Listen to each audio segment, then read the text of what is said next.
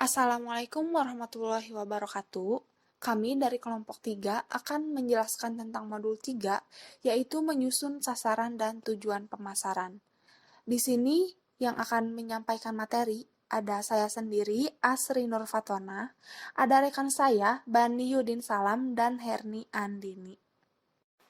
Selanjutnya kita mempunyai daftar materi untuk modul 3, ada perbedaan antara sasaran, ada pengertian sasaran dan tujuan, ada hierarki sasaran dan strategi piramida, kemudian ada sasaran dan strategi perusahaan versus pemasaran, ada penggunaan matriks Ansoff dalam menetapkan sasaran perusahaan, selanjutnya ada analisis matriks portofolio dalam menetapkan perencanaan strategi, kemudian ada memilih berbagai alternatif strategi pemasaran, dan ada pengembangan perencanaan taktik pemasaran. Terakhir ada beberapa pertanyaan taktis.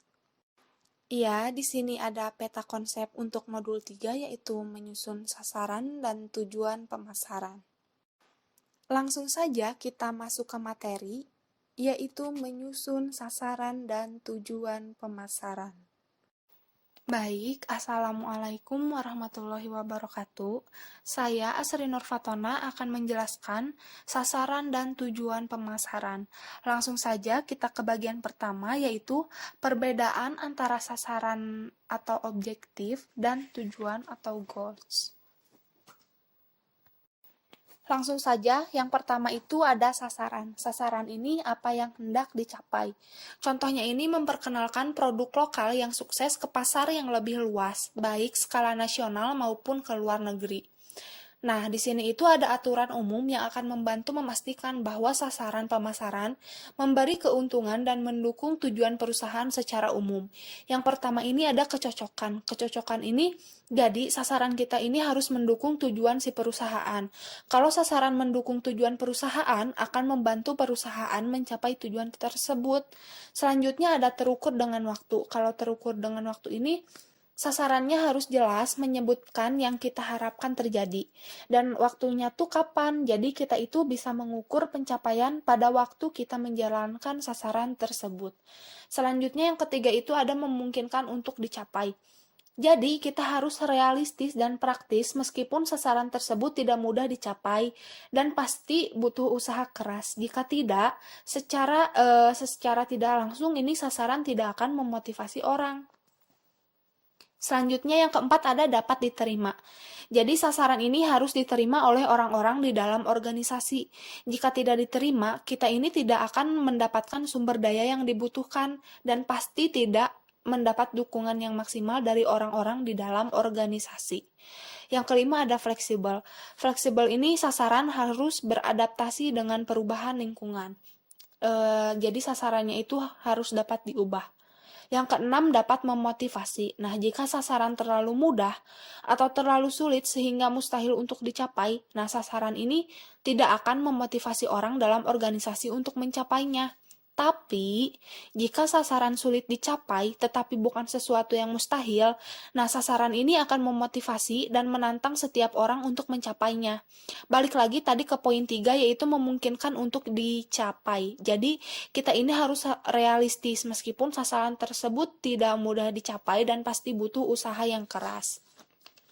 Selanjutnya yang ketujuh ini ada dapat dimengerti. Nah, di sini sasaran harus jelas dan memakai bahasa yang sederhana. Jadi, orang lain ini tidak salah untuk mengertikan. Nah, kalau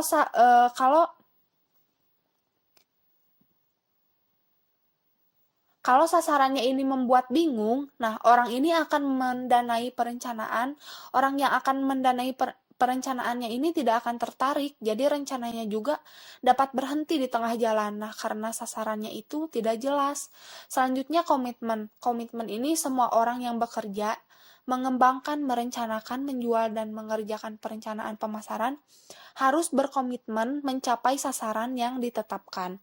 Selanjutnya ada partisipasi. Nah, jika sasaran ditetapkan bersama-sama, penetapan sasaran akan mendapatkan hasil yang baik. Nah, yang terakhir itu ada keterkaitan. Keterkaitan ini sasaran kita tuh harus ada keterkaitan dengan maksud dasar organisasi. Dengan bagian dalam organisasi, dan harus konsisten juga memenuhi sasaran manajemen tingkat atas. Nah, sasarannya juga harus mempunyai keterkaitan dengan persyaratan khusus lingkungan di dalam perusahaan. Nah, selanjutnya ini tujuan atau goals. Tujuan ini sasaran yang lebih spesifikasi. Jadi kita harus menetapkan sasaran dan tujuan secara spesifik. Dengan seperti itu, memperlihatkan kita ini mempunyai visi. Nah, kita dapat menghindarkan konflik antar individu di dalam kelompok. Usaha masing-masing individu akan lebih efektif untuk mencapai sasaran dan tujuan. Kemudian ada hierarki sasaran dan strategi piramida. Yang paling puncak itu ada manajemen pemasaran strategik. Nah, tujuannya ini untuk mencapai misi perusahaan. Strategi akan memutuskan bisnis apa, lini produknya, atau produk apa yang akan dibuat.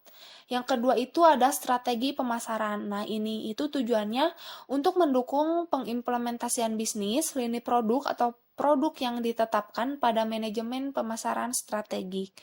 Yang paling dasar itu ada taktik pemasaran. Nah, taktik pemasaran ini langkah-langkah yang diambil untuk mendukung strategi pemasaran. Nah, langkah yang diambil berupa manipulasi variabel pemasaran yaitu produk, harga, promosi, dan distribusi. Kita bisa memanipulasi seluruh variabel atau hanya satu variabel tergantung dari rencana taktik keseluruhan. Selanjutnya, sasaran dan strategi perusahaan versus pemasaran. Sasaran pemasaran ini ukuran kuantitatif dari apa yang dijual suatu perusahaan dan kepada siapa produk tersebut dijual. Sasaran akan memastikan bahwa perusahaan mengetahui apa yang ingin dicapai oleh strategi yang digunakan dan kapan strategi tersebut diharapkan mencapai tujuannya. Tapi, penetapan sasaran lebih kompleks dari yang terlihat. Nah, cara untuk menetapkan sasaran pemasaran yaitu dimulai dari penentuan sasaran yang paling umum lanjut ke yang lebih spesifik.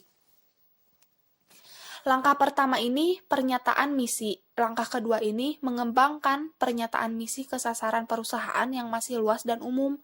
Langkah ketiganya, penetapan subsasaran yang penting untuk mencapai sasaran umum. Nah, tujuan akhir dari proses tersebut itu terwujudnya sasaran yang konsisten dengan rencana strategik. Nah, pada hierarki manajemen paling atas ini menitik beratkan pada keuntungan jangka panjang. Tingkatan selanjutnya ini lebih menitik beratkan pada sasaran yang sudah terdefinisi lebih spesifik dan lebih rinci. Tingkatan selanjutnya ini, manajemen ini menitik beratkan pada sasaran yang sudah terdefinisi lebih ketat lagi. Nah, apakah sasaran perusahaan dan apakah sasaran pemasaran? Nah, apa yang ingin dicapai oleh bisnis itu? Sasaran perusahaan yang mendeskripsikan tujuan yang dikehendaki. Sasaran pemasaran ini produk apa yang dijual dan untuk pasar mana. Nah, ini tuh berada pada tingkatan yang lebih bawah yaitu fungsional. Cara untuk mencapai sasarannya ini menggunakan bauran pemasaran. Di sini ada strategi perusahaannya, yaitu yang pertama itu produk dan pasar mana atau pemasarannya. Yang kedua itu fasilitas apa, jadi operasi, distribusi, teknologi, informasi. Nah, yang ketiga ada jumlah dan sifat tenaga kerja, ini personil. Yang keempat itu ada pembiayaan atau finansial. Yang kelima ada strategi perusahaan lain seperti tanggung jawab sosial perusahaan, citra di pasar bursa, citra pegawai, dan lain-lain. Kita lanjut ke matriks ANSOP, ini untuk menetapkan sasaran pemasaran. Metode ANSOP ini mengenai apa yang dijual atau produk dan kepada siapa dijual atau pasar. Langkah yang dilakukan perusahaan ini dibedakan menjadi yang pertama itu menjual produk lama kepada pasar lama, yang kedua menjual produk lama ke pasar baru, yang ketiga mengembangkan produk baru ke pasar lama, yang keempat ini mengembangkan produk baru untuk pasar baru. Nah, selanjutnya ada sasaran pemasaran setiap kategori dalam matriks ANSOP. Yang pertama ini produk lama dalam pasar lama. Nah, sasaran pemasarannya itu penetrasi pasar. Yang kedua itu produk baru dalam pasar lama. Sasaran pemasarannya itu perluasan pasar. Selanjutnya produk lama dalam pasar baru. Sasaran pemasarannya itu pengembangan produk dan produk baru dalam pasar baru. Sasaran pemasarannya itu diversifikasi. Strategi produk atau pasar yaitu arah perusahaan di masa yang akan datang. Nah, di sini ada kategori arah umum sasaran. Yang pertama itu ada mempertahankan. Mempertahankan ini yaitu strategi produk atau pasar yang merefleksikan keinginan untuk mempertahankan posisi kompetitif yang dimiliki. Yang kedua itu ada meningkatkan. Nah, ini tuh jenis produk atau pasar yang bertujuan untuk meningkatkan posisi kompetitif dalam pasar yang dipandang menarik. Selanjutnya, menarik secara bertahap. Menarik secara bertahap ini jenis produk atau pasar yang merefleksikan keinginan untuk melepaskan posisi kompetitif demi keuntungan jangka pendek. Selanjutnya, yang keempat itu kategorinya keluar, dan yang kelima itu masuk. Nah, ini berhubungan dengan area bisnis baru.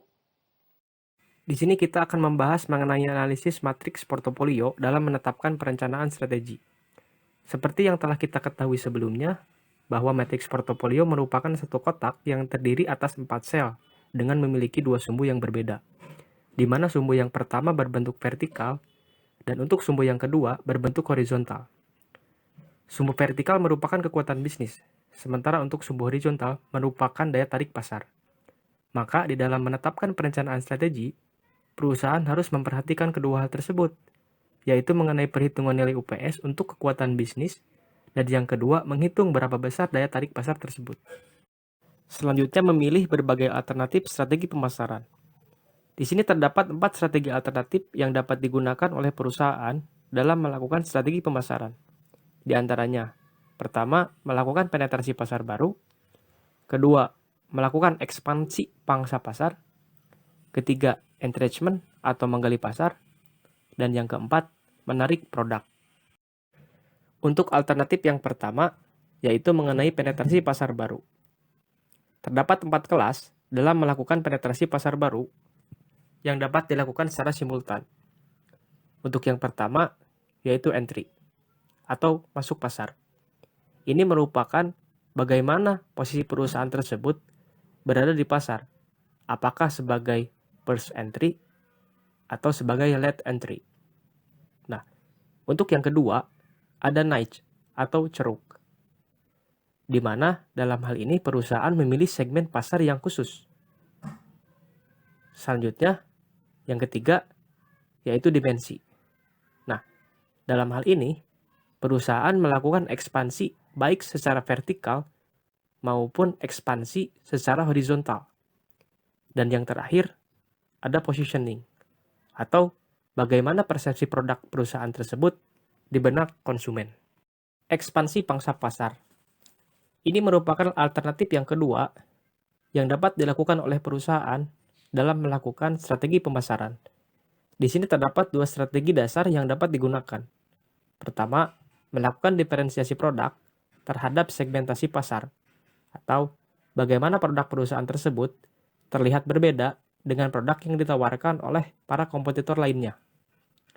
Dan yang kedua, ada ekspansi terbatas terhadap ekspansi umum. Nah, di dalam hal ini, perusahaan dapat melakukan ekspansi terbatas atau ekspansi secara umum yang tentunya harus sesuai dengan sumber daya yang dimiliki oleh perusahaan tersebut. Entrenchment atau menggali pasar. Ini merupakan alternatif strategi yang ketiga yang dapat digunakan oleh perusahaan dalam melakukan strategi pemasaran. Strategi ini digunakan pada produk yang telah mencapai masa pendewasaan, yang ditandai dengan menurunnya jumlah volume penjualan. Terdapat 2 jenis entrenchment, di antaranya, pertama, ada reposisi produk, atau mengubah posisi produk tersebut di benak para pelanggannya. Dan yang kedua, ada konfrontasi langsung, atau dalam hal ini, perusahaan berhadapan secara langsung dengan produk kompetitor lainnya. Menarik produk. Nah, menarik produk merupakan salah satu alternatif strategi yang keempat yang dapat digunakan oleh perusahaan dalam melakukan strategi pemasaran. Dalam hal ini, perusahaan dapat melakukan penarikan produk secara bertahap untuk mengurangi adanya risiko, atau bahkan perusahaan dapat melakukan strategi likuidasi, atau dengan cara menjual perusahaannya karena dinilai sudah tidak menguntungkan lagi. Dan juga, dalam hal ini perusahaan dapat melakukan strategi reposisi produk, atau mengubah citra produknya di benak konsumen. Untuk materi selanjutnya, yaitu pengembangan perencanaan taktik pemasaran. Nah, di sini disebutkan taktik itu merupakan implementasi strategi yang kita kembangkan. Di sini terdapat dua kelas taktik umum.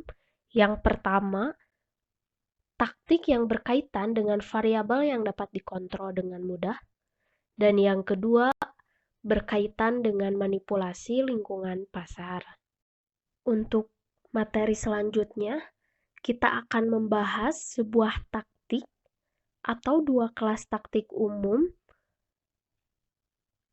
Yang pertama yaitu taktik pemasaran dilakukan dengan memanipulasi variabel yang dapat dikontrol. Nah, di sini di dalam manipulasi variabel yang dapat dikontrol, terdapat 4 kategori variabel pemasaran yang dapat dikontrol yang biasa kita kenal dengan 4P. Yang pertama yaitu produk, kemudian yang kedua price atau harga, yang ketiga place atau tempat, dan yang keempat yaitu promosi.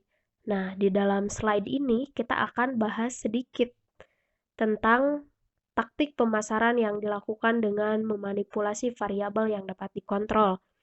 Untuk poin pertama yaitu produk. Nah, di sini taktik yang dapat diterapkan di antaranya memperluas rentang produk, meningkatkan kualitas atau fitur, mengonsolidasikan rentang produk, membuat standar desain, reposisi produk, mengubah bauran produk, dan merek.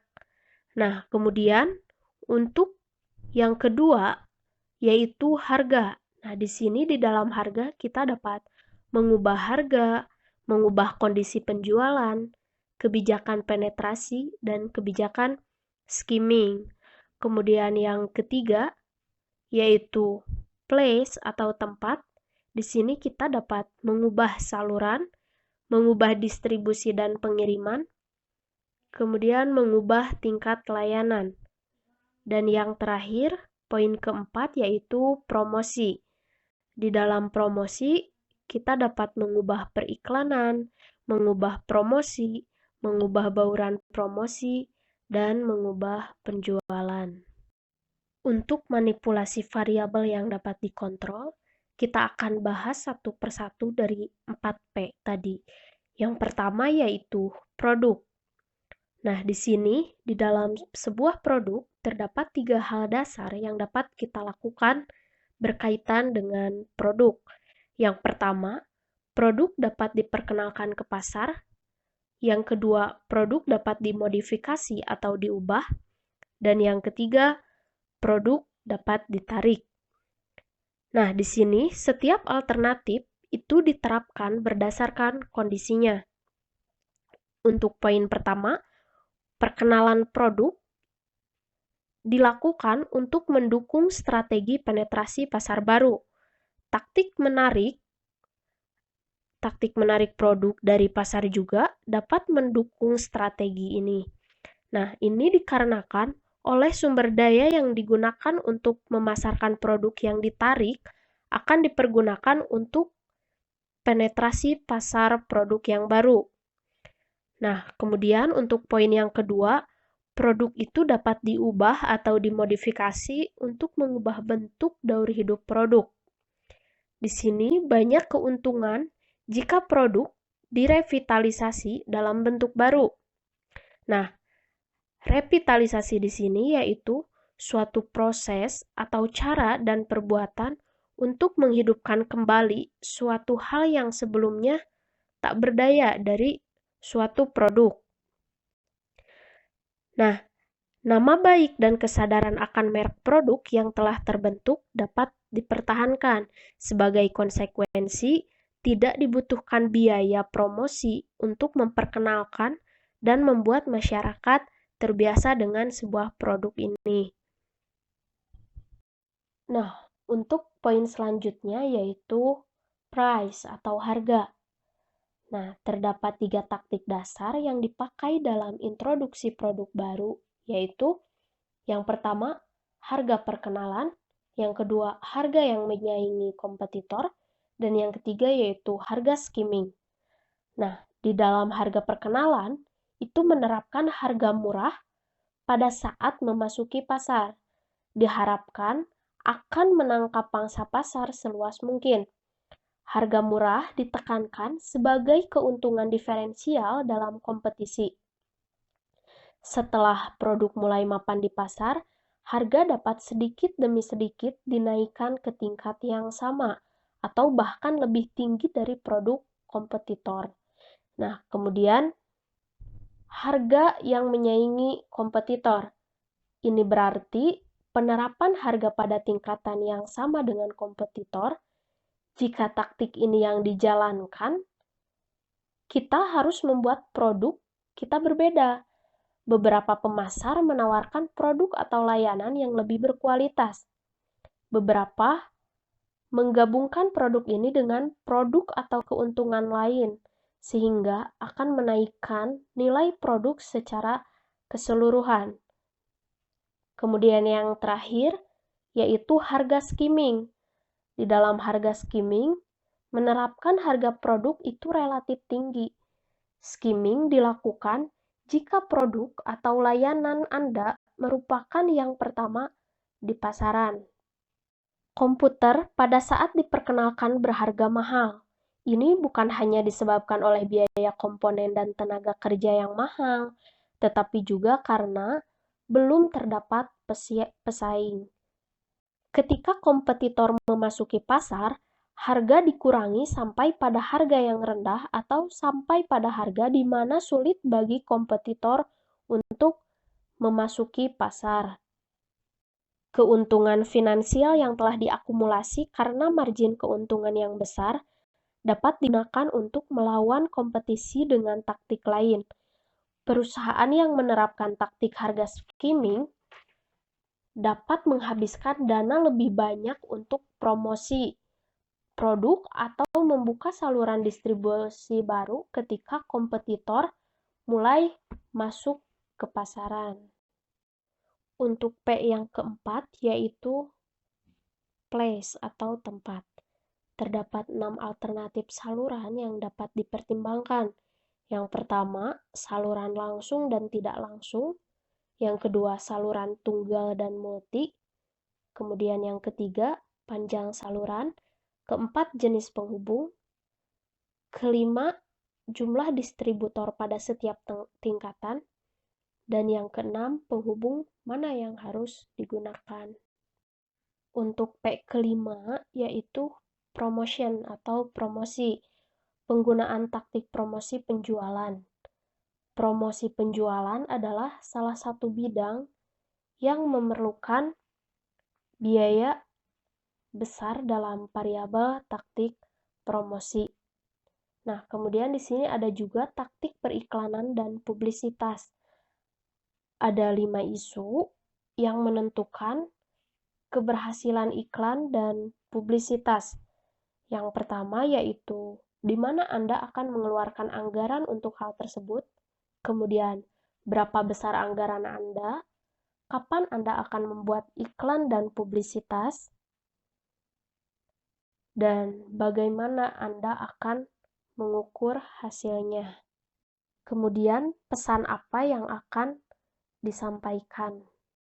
Alhamdulillah, materi yang kami sampaikan tentang modul 3 yaitu menyusun sasaran dan tujuan pemasaran sudah selesai. Semoga materi ini bisa membantu proses pembelajaran. Mohon maaf jika masih banyak salah kata. Akhir kata, wassalamualaikum warahmatullahi wabarakatuh.